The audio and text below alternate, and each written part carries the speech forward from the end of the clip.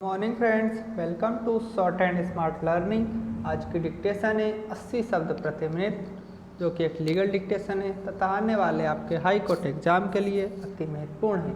Dictation शुरू होगी 5 second बाद। स्टार्ट। उभयपक्षीय तर्क के परिप्रेक्ष्य में अभिलेख के परिशीलन से यह विदित होता है कि डिमांड नोटिस अभियुक्त को विधिवत तामील होने का तथ्य स्वतः परिवादी द्वारा कूट परीक्षण की कंडिका 14 में की गई स्वीकारोक्ति एवं दस्तावेजी साक्ष्य से समर्थित नहीं होता है, ऐसी स्थिति में सामान्य निर्वचन खंड 1887 की धारा 27 के अंतर्गत रजिस्टर्ड डाक से प्रेषित डिमांड नोटिस के 30 दिवस में तामील होने की अवधारणा निर्मित होती है। विराम पैरा।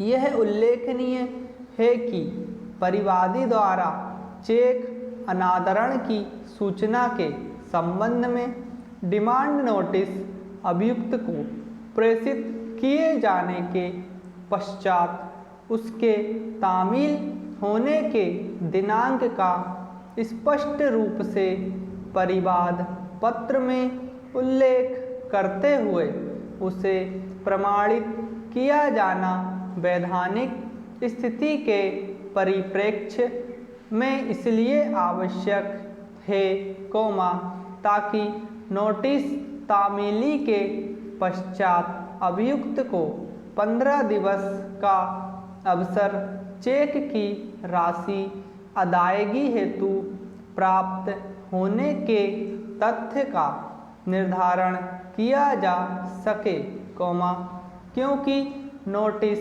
तामीली के पश्चात 15 दिवस की अवधि के अवसान उपरांत ही परिवाद प्रस्तुत का बाद कारण उत्पन्न होता है, किंतु परिवादी ने विचारण न्यायालय के समक्ष प्रस्तुत अपनी साक्ष्य में इस संबंध में कोई विश्वसनीय प्रमाण प्रस्तुत नहीं किया है कि वास्तव में डिमांड नोटिस प्रदर्श P6 अभियुक्त को किस दिनांक को प्राप्त हुई। विराम पैरा। उपरोक्त वर्णित न्याय दृष्टांतों के अवलोकन में प्रमाणन के अभाव में डिमांड नोटिस भेजे जाने की दिनांक से 30 दिन में प्राप्त हो जाने की उपधारणा की जावेगी, जिसके 15 दिन पश्चात ही परक्राम में लिखित अधिनियम, की धारा 138 के अपराध का गठन होता है। विराम। इस प्रकार डिमांड नोटिस की सम्यक तामीली के संबंध में स्पष्ट साक्ष्य न होने पर डिमांड नोटिस डिस्पैच दिनांक से 45 दिन के पश्चात ही अपराध का गठन होकर कॉज ऑफ एक्शन उद्भूत होता है। विराम।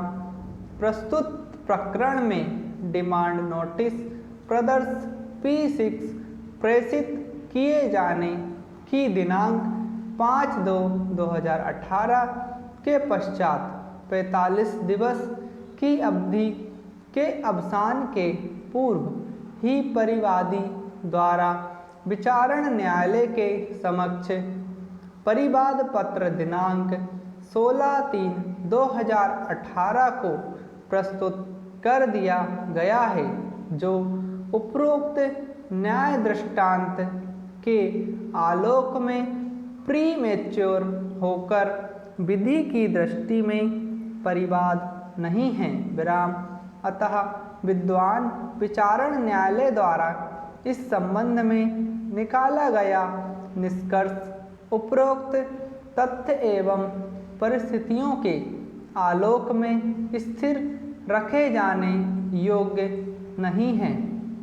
प्राम पैरा इस प्रकार उपरोक्त विवेचन के आधार पर विद्वान विचारण न्यायालय द्वारा अभिलेख पर उपलब्ध साक्ष्य के आलोक में अभियुक्त द्वारा विधि ऋण एवं दायित्व के उन्मोचन हेतु परिवादी के पक्ष में विवादित दोनों चेक प्रदान किए जाने तथा विवादित दोनों चेकों के अनादृत होने पर अभियुक्त द्वारा मांग सूचना पत्र निर्वहन के 15 दिन की अवधि में भुगतान न किए जाने पर उक्त अवधि के अवसान पश्चात 1 माह की निर्धारित समय अवधि में लिखित परिवाद प्रस्तुत किए जाने के तथ्य को प्रमाणित पाए जाने के